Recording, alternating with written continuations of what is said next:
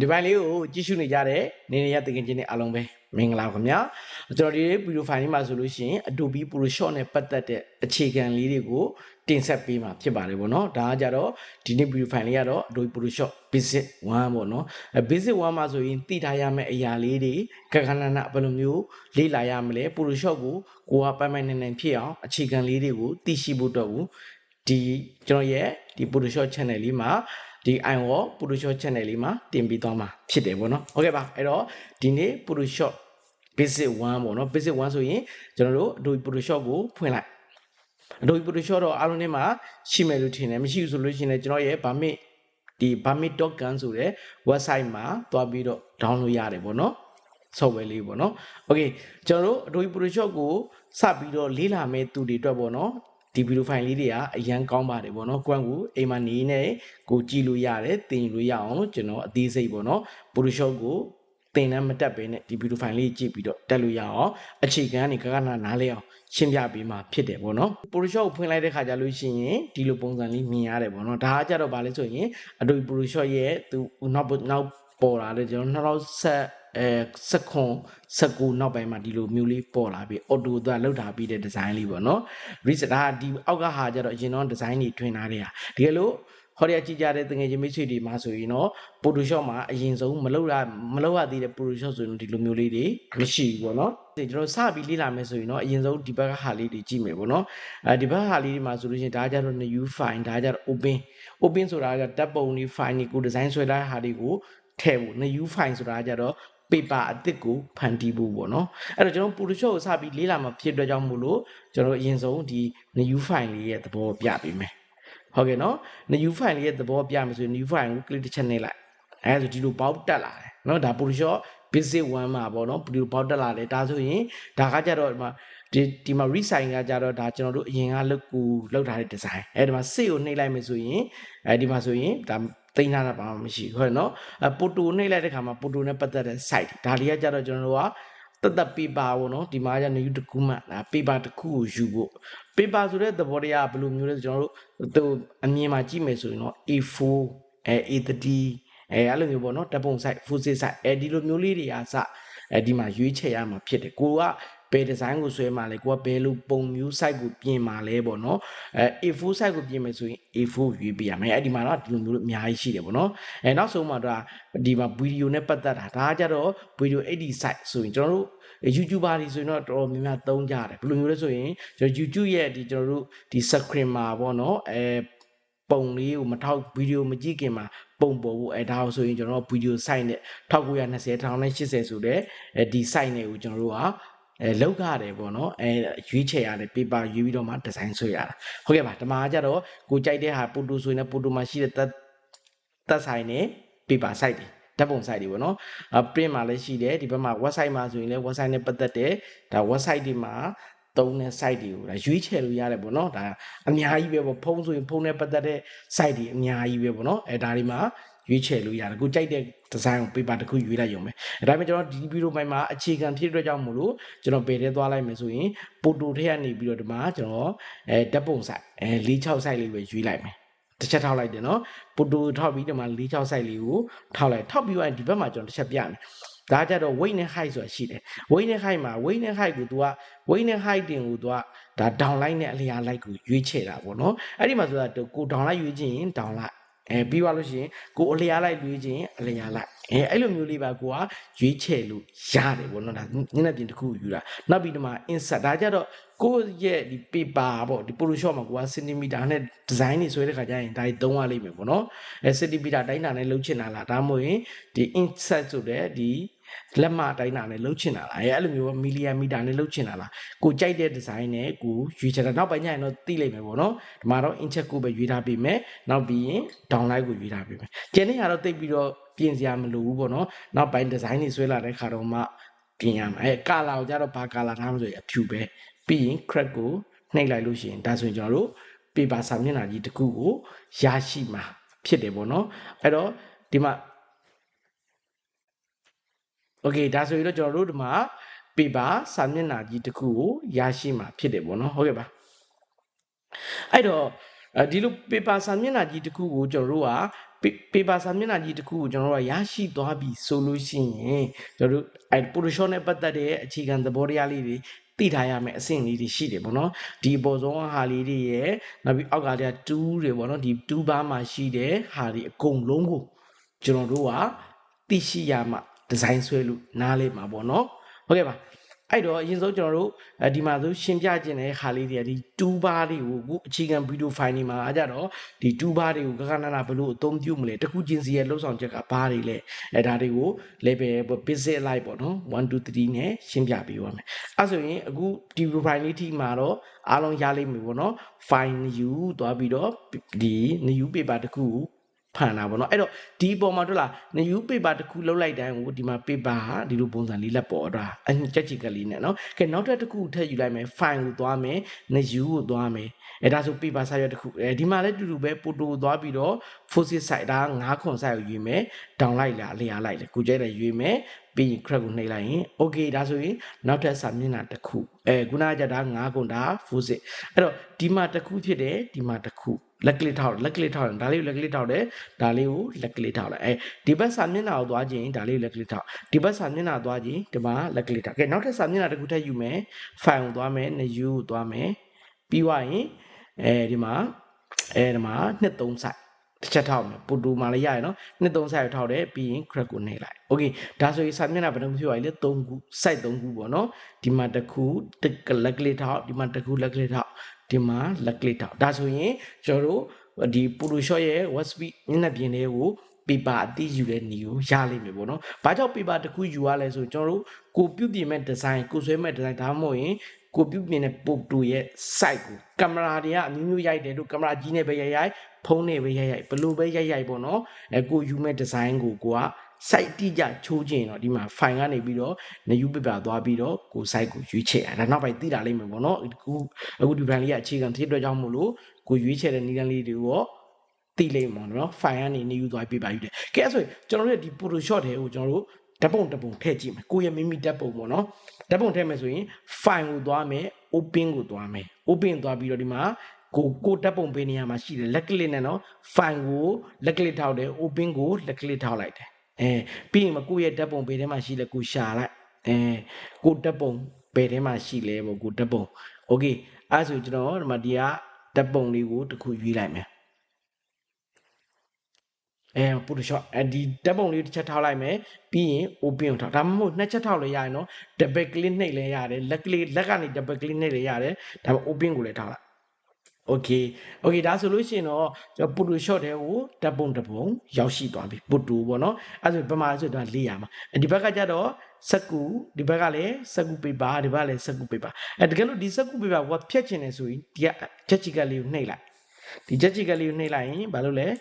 ဖြတ်လို့ရပြီ no ပြီးရင်ဒါလေးနှိပ်မယ် no အဲ့ဆိုချက်ချီက paper တစ်ခုတည်းနဲ့ဒီမှာ logo တစ်ခုနှစ်ခုရပါပြီနော်ကဲနောက်ထပ်ဓာတ်ပုံတစ်ပုံထည့်မယ်ဆိုရင်လည်း file ကိုသွားတယ် open ကိုသွားလိုက်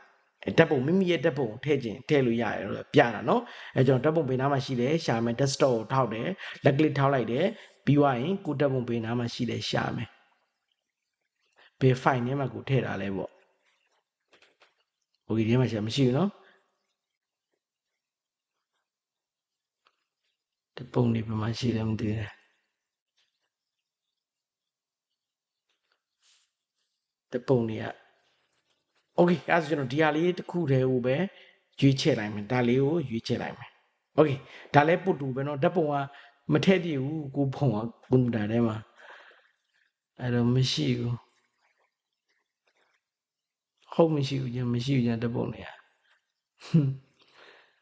okay ဒီဓာတ်ပုံလေး screenshot ဒီရိုက်တာဒီဓာတ်ပုံထည့် okay ဒါဆိုကျွန်တော်တို့ရဲ့ Photoshop တွေကိုဓာတ်ပုံထည့်တဲ့နည်းတော့သိလိုက်မယ်เนาะ file ကိုသွားတယ် open သွားပြီးတော့မိမိထည့်ခြင်းဓာတ်ပုံကိုထည့်လိုက်တာအဲဆိုရင်ဒီမှာပါလဲဒါကြတော့သူ့ရဲ့ photo screen တစ်ခုဒီဘက်မှာကြတော့ photo တစ်ခုဒီဘက်မှာ photo တစ်ခုဒီဘက်မှာ paper တစ်ခုအဲ့လိုမျိုးနဲ့တော့ချက်ချီကလေးတွေ့လိမ့်မယ်เนาะကိုသွားခြင်းတဲ့နေရာကိုတစ်ချက်ထောက်ကိုသွားခြင်းတဲ့နေရာတစ်ချက်ထောက်ကိုသွားခြင်းတဲ့ချက်ထောက်လိုက်အောင်မယ်ဟုတ်ပြီเนาะဒါကြတော့စက်ကူကြီး okay အဲ့ဒါဆိုလို့ရှိရင်အားလုံးပဲနားလည်လိမ့်မယ်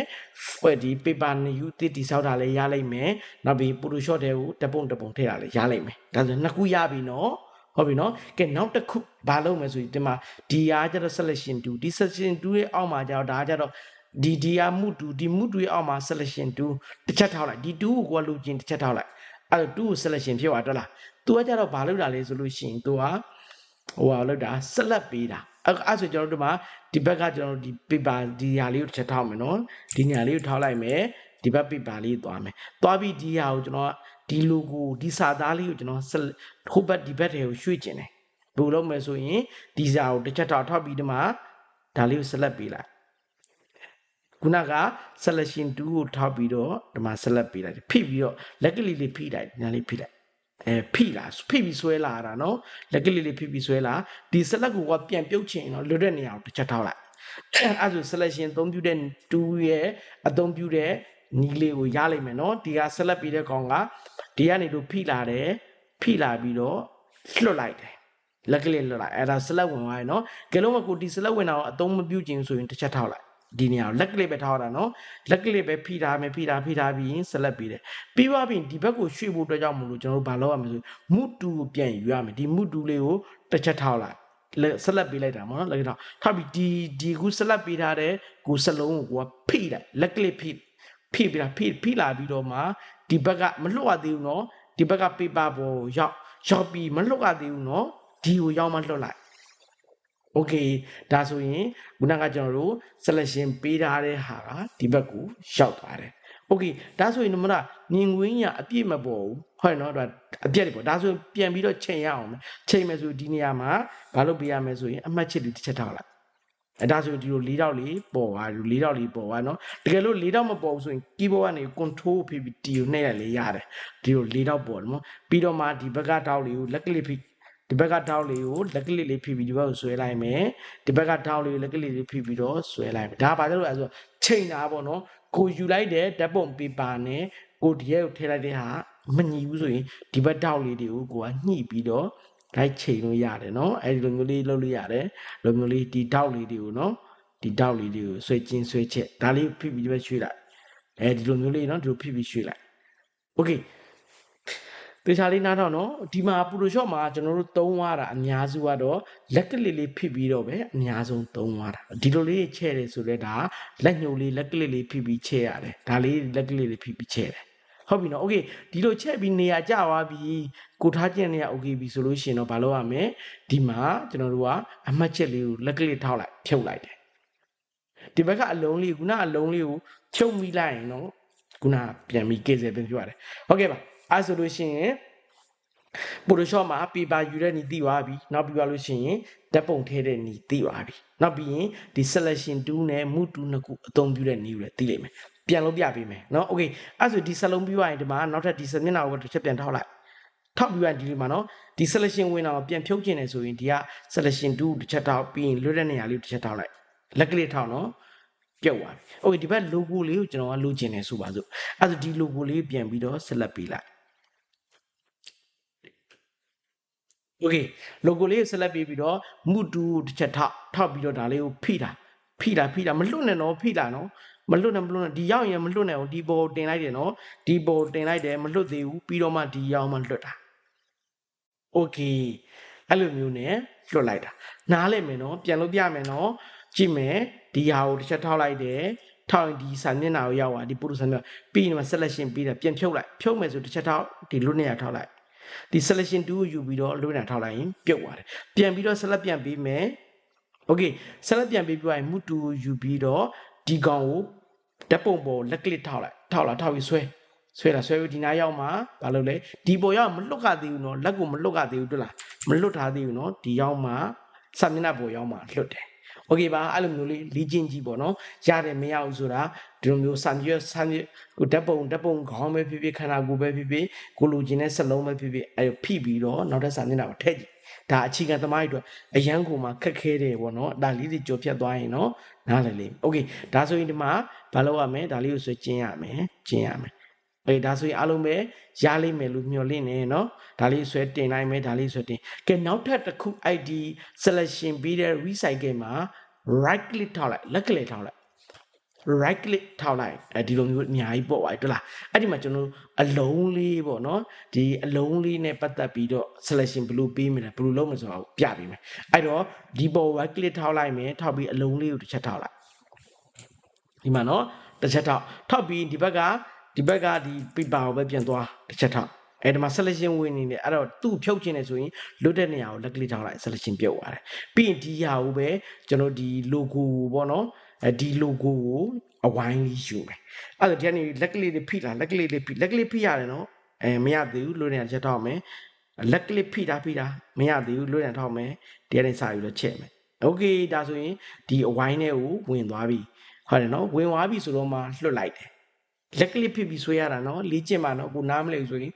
ခဏလေ့ကျင့်နော်အဲ့ပြီးမူတူလေးဆွဲမယ်ဆွဲပြီးတော့မူလေးတစ်ချက်တော့ထောက်ပြီးဒီဘောကိုမလွတ်ပြစ်သေးဘူးနော်ဒီရောက်မှလွတ်မှာပြီးသွားရင် logo လေးကိုဆွဲကျင်းလိုက်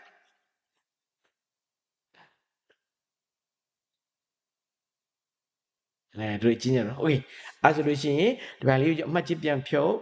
ဟုတ်ကဲ့ပါအဲ့တော့ဒီဘန်လေးကြည့်ရတဲ့တငယ်ချင်းအားလုံးပဲမင်္ဂလာပါပေါ့နော်အဲ့ဆိုလို့ရှိရင်ကျွန်တော်ဒီဘန်လေးမှာဒီနေ့သင်ပြီးလိုက်တဲ့ဒီ Photoshop Basic 1မှာဆိုလို့ရှိရင် Mood 2လဲနားလည်မယ် Selection 2ရဲ့ဒီ4000နဲ့အဝိုင်းပုံစံလေးတွေလည်းနားလည်မယ်နောက်ပြီးရင် File Menu Paper ဆောက်တာလည်းနားလည်မယ်ဓာတ်ပုံ Photoshop တဲ့ဓာတ်ပုံထည့်တာလည်းနားလည်မယ်ဟုတ်ကဲ့ပါနားမလည်ဆိုရင်ထက်ကကြည့်လေ့ကျင့်ကြည့်လုပ်ကြည့်ပေါ့နော်Photoshop Basic တွေကိုလေ့လာနေတဲ့ငွေချင်းတွေအတွက်ကြိုးစိုးပါတယ်ကျွန်တော်တို့ဒီဗီဒီယိုဖိုင်လေးတွေကိုအမြဲတမ်းစောင့်ကြည့်အားပေးပေါ့နော်စောင့်ကြည့်အားပေးပါကျွန်တော် Photoshop နာကို Basic 1 2 3အများကြီးပဲ Photoshop နဲ့ Basic အခြေခံပိုင်းတွေကိုကနနသင်ပေးပါမယ်ပေါ့နော် Okay အဲ့ဆိုရင်ကျွန်တော် channel လေးကိုလည်း subscribe နှိပ်ထားခဲ့ပါဦးခင်ဗျအားလုံးပဲမင်္ဂလာပါ